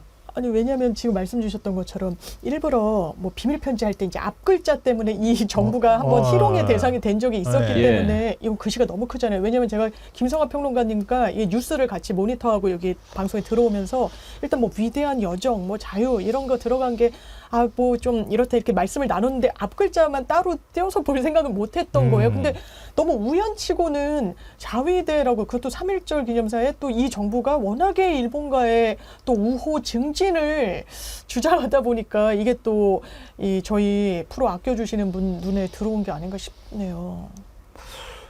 신은규 변호사 혹시 뭐 느낌 없어요? 아니 저도 지금 저렇게 보니까 좀 좀 기가 막힌데, 근데 저거는 이제 사실 의도했다라 그러면 그거는 있을 수 없는 그러게요. 일이고요. 그렇지, 이게 아마 그렇죠. 반복이 되겠죠. 그래서 저는 이번에 아니, 그러니까 지금 처음 봤기 때문에 예, 의도했겠어요, 전애들. 근데 변함없이님 이런 글 주셨어요. MBC 날씨 예보 가지고 문제 삼았잖아요. 그러면 자유대 이거는 어떻게 해야 돼요? 그렇죠. 이건 그러니까요, 뭐 이게- 1 기준으로 문제를 삼자 그러면 이거는 당연히 문제를 삼을 수밖에 없죠. 그 기준을 문제 삼는다 그러면은. 근데 좀 이건 한번 좀 지켜봐야 될 대목인 것 같습니다. 야, 지금요 엄청나게 글 올라옵니다. 박구름님, 그니까요 날씨 일도 고발당했는데 이것도 압수수색 들어가야 되겠습니다. 킵업초이님, 자유대 정말 저거 만들어 놓고 있는 놈 일배다. 동해바다님, 의도한 거로 보여집니다. 허브향기님, 소름 끼친다. 이형진, 헐 대박, 어떻게 발견하셨나요? 제가 한 게 아니고 쪼양님이 보내주셨어요. 김나연님, 일부러 했다에 한 표. 헤어한님, 정말 미쳤다. 이야, 쟤네들은 저렇게 하면서 MBC 날씨 미세먼지 일한 걸 가지고 민주당 찍자라고 그렇게 해석을 하던데, 그 장면 있죠? 한번 볼까요? MBC 보도부터 먼저. 날씨부터. 지난 27일 MBC 뉴스데스크의 날씨 보도입니다. 네, 지금 제 옆에는 키보다 더 큰 1이 있습니다. 1. 오늘 서울은 1이었습니다. 미세먼지 농도가 1까지 떨어졌습니다. 지금 이제 저걸 가지고 파란 1번이니까 민주당 찍어라, 이렇게 지금 했다고 생각하면서 한동훈 위원장 선을 넘었느니 어쨌느니 그러는데, 그러면 오히려 저는 민주당에서 저걸 시비를 걸어야 되는 거 아닌가 싶어요. 떨어졌습니다 그랬잖아요.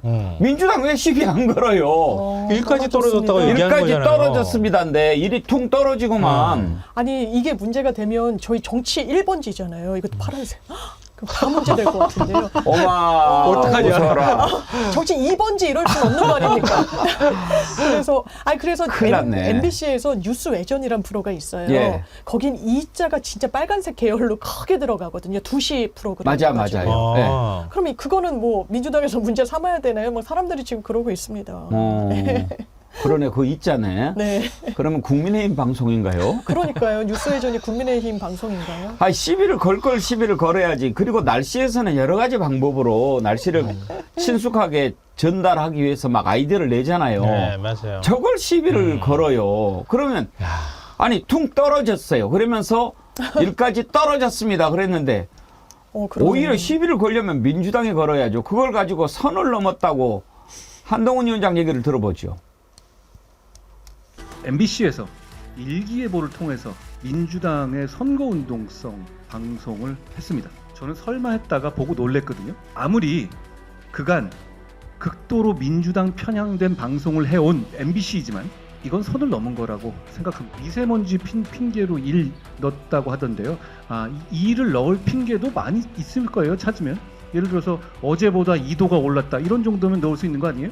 그러면 노골적인 국민의힘의 선거운동 지원으로 보이지 않겠습니까? 아무리 들어도 한동훈 위원장 발언이 선을 넘은 것 같습니다. 김성환 평론가, 왜 저렇게 생각할까요? 불안한가? 초조한가요? 아주 제정신입니까? 우리 김성환 평론가 그런 표현 잘 안 하는데. 자기 똑똑하다고 생각하잖아요. 자기는 굉장히 논리적이라고 생각하잖아요. 그래서 누구한테도 지지 않는다는 자신감 같은 게 막 자부심이 막 뿜뿜 나오는 사람이잖아요.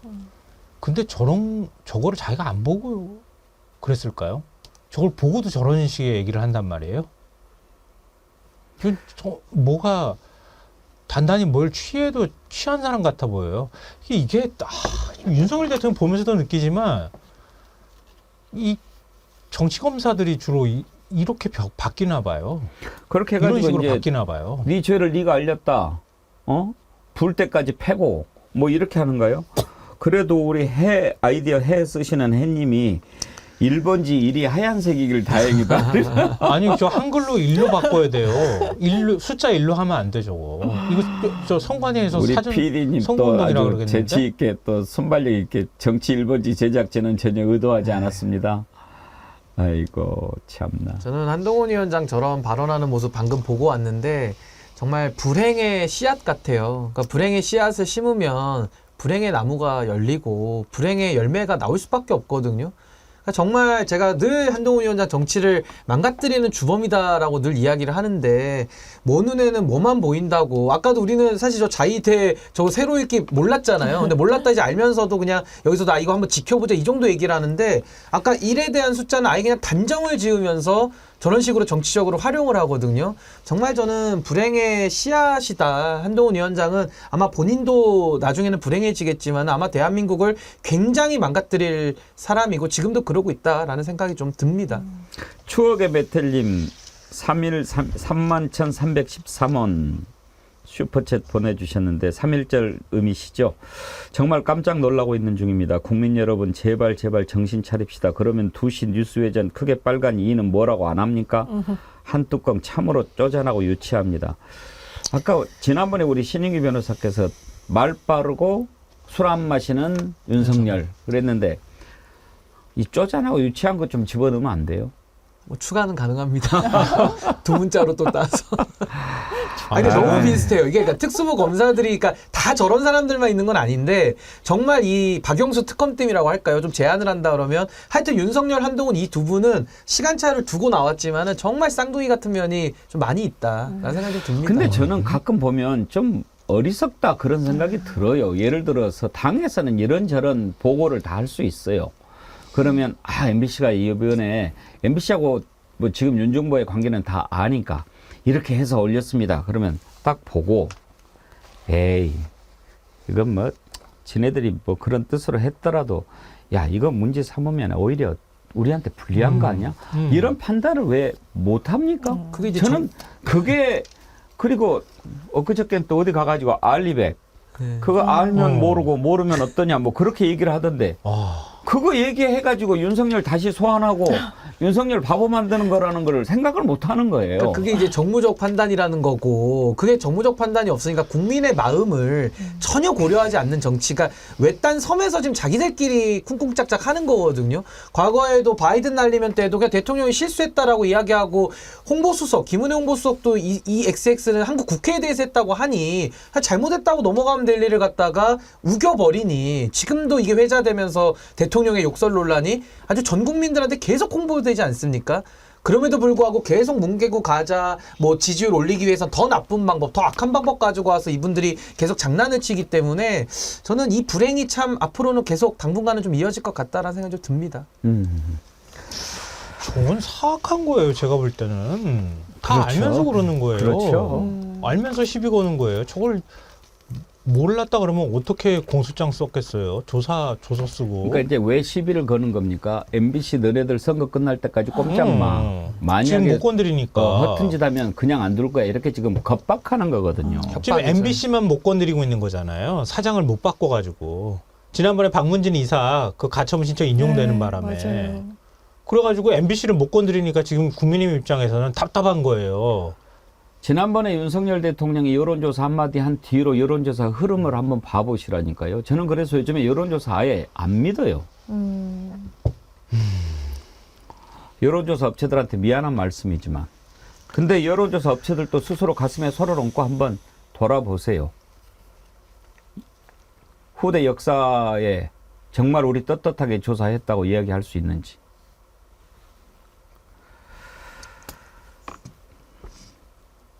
본인들이 제대로 하면서 그러면 비번부터 까든지 그렇게 하지 않으면서 그냥 이렇게 말이요 참 들을 때마다 어쩌면 저렇게 말할 수 있을까 하는 게 한두 번이 아니에요. 최근에 입만 열면 이재명 대표 얘기하고 뭐 그러는데 정말 말이 천박. 저는요 지금 이 정부 이 투 있죠 투 윤석열 한동훈 이 천박하기가 그지가 없어요. 최근에 저 선거 관련해서 나왔던 한동훈 비대위원장 말을 몇 가지 한번 들어보죠.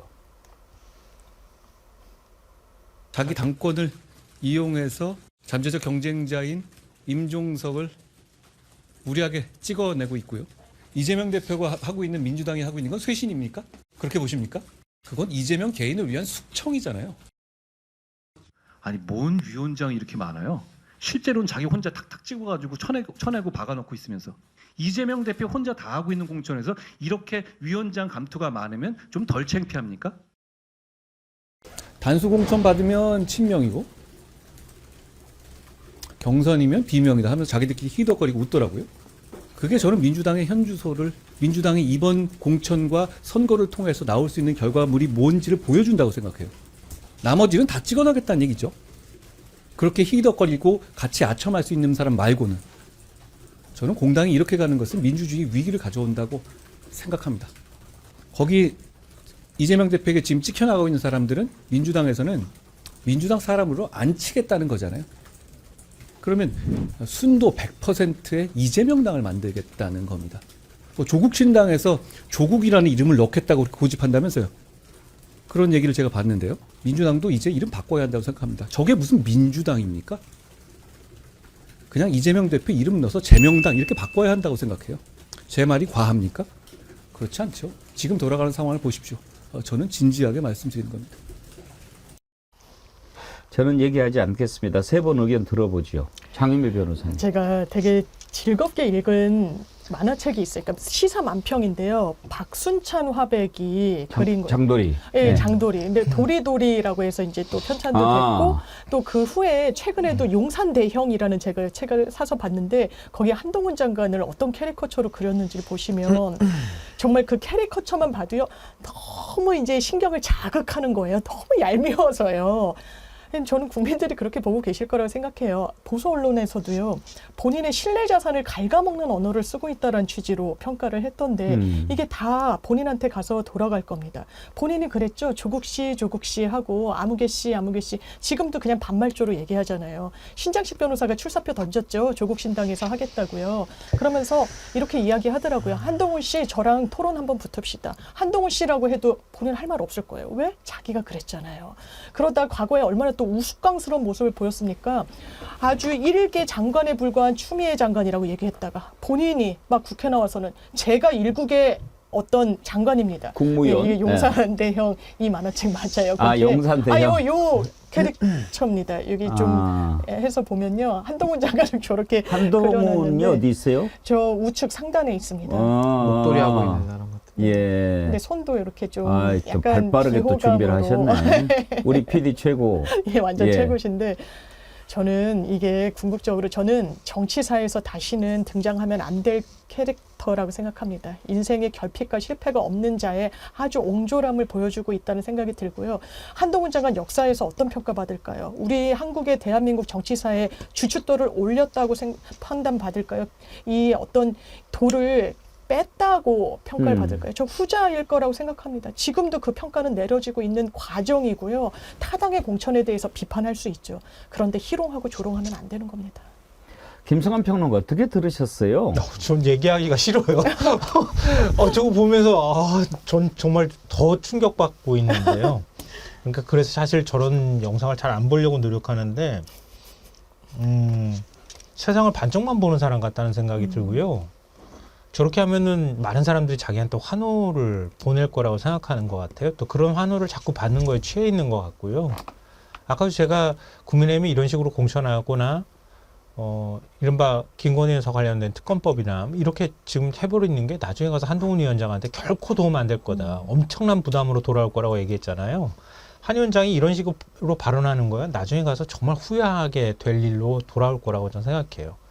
예를 들면 그런 거잖아요. 지금 저 발언하는 거에 이재명 뭐 사당화돼 있다고 막 사람들 쳐내고 있다고 조롱하면서 그게 민주당이냐 이렇게 얘기하잖아요. 민주라고 하는 이름에 걸맞는 당이라고 얘기하는 거잖아요. 그럼 똑같이 얘기할 수 있잖아요. 국민의당, 국민이라고 얘기하잖아요. 근데 지금 국민의당이에요? 지금 그 한동훈 위원장이 있는 당이 국민의당입니까? 윤석열 당이지? 지금 영부인 한 명 지키겠다고 공천 저런 식으로 해버리고 그리고 지금까지 대통령 한 사람한테 신기 거스르게 한다고 당대표 찍어내고 그 반대파들 당대표 선거에 나오니까 이거 국정운영의 회방꾼이니 뭐냐 그래가지고 나오지도 못하게 만들고 이런 사람이 누굽니까? 그게 국민의당입니까? 이렇게 물어보면 뭐라고 할 거예요? 아마 또 이상한 얘기 할 거예요. 제가 이런 얘기를 물어본다 그러면은. 왜 저렇게 될까? 좀 자꾸 그래가지고 그런 생각이 들어요. 아니 이렇게 이런 식의 사고방식을 갖고 있는 사람들이 검찰에서 유무죄를 판단했을 거 아니에요? 이 수십 년 동안 유무죄를 이런 식으로 판단했으면은 억울한 사람이 얼마나 많았을까? 그 앞에서 조사받는 사람이 얼마나 모멸감을 느꼈을까? 그게 자꾸 떠올라요. 이런 사람들이 마치 자기가 자격이 있는 것처럼 정치로 바로 와서 정치를 막 이런 식으로 휘두르면서 하고 이렇게 말하는데 전혀 부끄러움을 못 느끼고, 이게 지금 한국의 정치가 이렇게 가도 되는 건가? 전 민주당도 최근에 마음에 안 들거든요. 솔직히 말씀드리면. 근데 이거 반대 한동훈 위원장 같은 사람 보면요. 민주당이 지금 마음에 일부 안 드는 게 문제가 아니구나라는 생각을 안 할 수가 없어요. 정말. 저는 뭐 참 드리고 싶은 말씀이 되게 많은데, 이 비정상 정부를 보다 보니까 비정상 정당의 모습을 보고 있고, 그 중심에는 한동훈 위원장이 있다라는 생각이 듭니다. 제가 국민의힘을 참 개혁하지 못하고 나온 게 제가 천추의 한이 되고요. 저는 한동훈 위원장 이번에 불출마 선언했는데 아주 잘했습니다. 영원히 출마하지 마세요. 정말 정치를 해서는 안 될 사람이라는 것도 반증하고 있는 것이고, 이 정치라는 게 말 갖고 하지 않습니까? 우리가 뭐 경제산업부는 돈 가지고 하고요, 사회부는 사건 취재하는 건데, 정치부는 사실 정치인들의 말 빼면은 없습니다. 국민들이 희망을 갖고 마음을 둘 수 있는 것은 정치인의 그 말 한마디의 위로와 말 한마디의 희망이거든요. 근데 저는 한동훈 위원장 저거 보고 있으면은 본인의 역할에 대한 그 인식 자체가 결여돼 있다. 그러니까 여당의 비대위원장이라면 말 한마디가 얼마나 무게감이 있어야 됩니까? 그것이 미치는 파장이 얼마나 큽니까? 여당 대표가요, 야당에 대해서 싫은 소리 한 번만 잘못해도요, 지지자들은 오해하고 싸움 나는 겁니다. 근데 이것은요, 뭐 오해 붙이고 싸움 나는 정도가 아니라 그냥 비대위원장이 복싱 선수처럼 저렇게 위에 올라가가지고 계속 펀치를 휘두르고 있잖아요. 거기에 맞아 나가는 뭐 상대 정치인도 문제겠지만은 국민들은 누가 보듬습니까? 전 여기에 대한 문제 지적을 하고 싶고요. 또 하나는, 정치인은 판단의 대상이거든요. 한동훈 위원장은 지금 평가자로 지금 가서 앉아 있는데 그렇게 하시면 안 됩니다. 국민의힘과 민주당을 놓고 국민이 판단하지 왜 한동훈 위원장이 이재명 대표에 대한 판단을 저렇게 늘어놓고 있나요? 그거 판단 들으려고 국민들이 그러면은 그 어마어마한 권한을 주고 스피커를 준 건가요? 이 굉장히 지금 자기 역할에 대한 큰 착오를 하고 있다. 이 부분을 저는 지적을 하고 싶고, 또 하나는 이재명 대표 없으면 이제 한동훈 위원장은 무슨 콘텐츠로 정치를 할 건지가 너무 궁금합니다. 지금 대한민국 저출산이, 초저출산이 0.68이 나와가지고 어젠가요? 예. 신문 사설에서 12개가 다 지금 저출산 문제 갖다가 사설이 나오고 있거든요. 그런 상황 속에서 저렇게 이재명 대표 뒷조사하고 연구해가지고 저거 멘트 연구할 시간에 집권 여당 대표로서 대한민국의 운명을 생각을 해야죠. 근데 이런 식으로 이재명 대표의 꼬리에 꼬리만을 쫓아다니는 저런 스토킹 정치가, 정말 저는 한동훈 위원장이 이재명 대표 없으면 어떻게 살지가 매우 궁금합니다. 그래서 불출마 매우 잘하셨고 앞으로 영원히 출마하지 않으시기를 진심으로 권해드립니다. MBC 날씨 일자 시비 걸어가지고 그 덕택에 우리 정치 1번지에 오늘 슈퍼챗 일자 릴레이가 계속 이어지고 있습니다. 11,111원 11111 시동을 보수형님 TV가 걸으셨어요. 11111 보내시면서 정치 의도와 상관없는 숫자입니다. 일합니다. 이렇게 하셨어요. 그랬더니 정어리 절찬리 모집중님이 동훈 씨 저 일 5번 썼어요. 나 잡아봐라. 소병률님도 동참하시면서 나도 일찍이다 어쩔. 그러니까 변함없이 님도 또 11111 하셔서 정치 1번지 최고다 이렇게 하셨는데, 국민들 건들지 마세요. 국민들 건드렸다가 크게 다칩니다. 국민 이기는 사람 없다니까요. 정말 정신들 좀 차려야 됩니다. 조사루스 조형래님 21,100원 보내시면서 4월 10일 총선 210석 갑시다. 예, 그렇게 됐으면 좋겠는데요. 40총선 민주당 210석 갑시다. 예. 자, 아까 말씀드렸듯이 이재명 대표와 한동훈 비대위원장 토론 한번 해보자. 누가 제안을 먼저 했죠? 아마 방송사에 요청이 있는데 한동훈 위원장이 승낙을 좀 했다. 여러 이렇게 방송사에서 알려져 요청했나 봐요. 예. 근데 이재명 대표는 입장을 아직 안 냈고, 예. 한동훈 위원장이 하자. 방송사에서 요청받았으니까 난 이재명 대표가 응할 수만 있다면 난 1대1 토론하겠다. 이렇게 먼저 치고 나온 거예요. 근데 저렇게 깐죽거리면 토론을 잘한다고 생각하는 걸까요? 이겨먹는다고 생각하겠죠. 본인은 이긴다고. 예. 저는 우리 신인기 변호사가 가서 이렇게 붙어주면은 5초 안에 끝날 것 완전 같은데. KO 패당할 거예요, 한동훈 장관. 한번 갔다 올까요? 신인규 뭐 위원장 바라만 준다면은 저는 뭐 어느 시간에 어느 장소에서든 어느 카메라가 오더라도 다 받아들일 용의가 있습니다.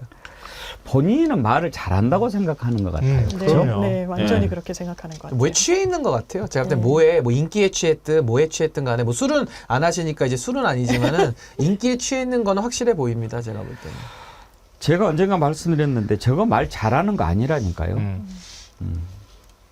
그러니까 이게 그 검사 특히 검사들이 그런가 봐요.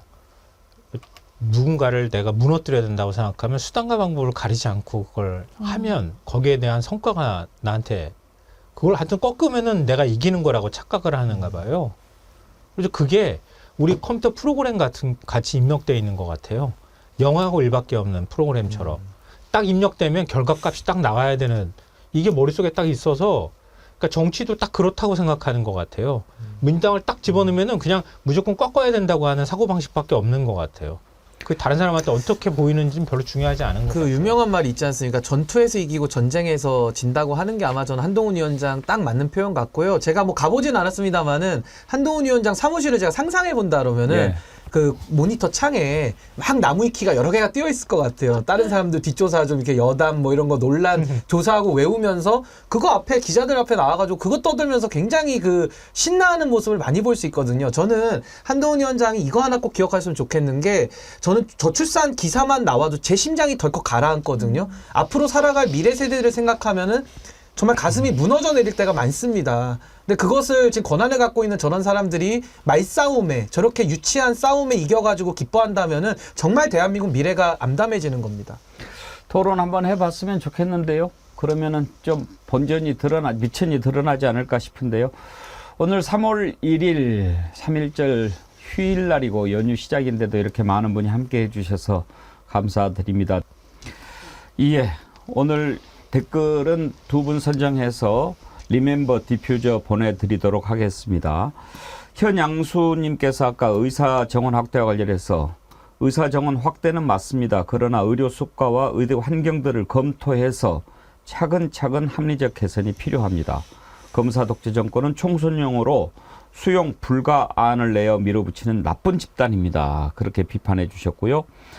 오늘 3.1절 기념식에 뒤에 자위대 날카롭게 그 댓글 새로 댓글을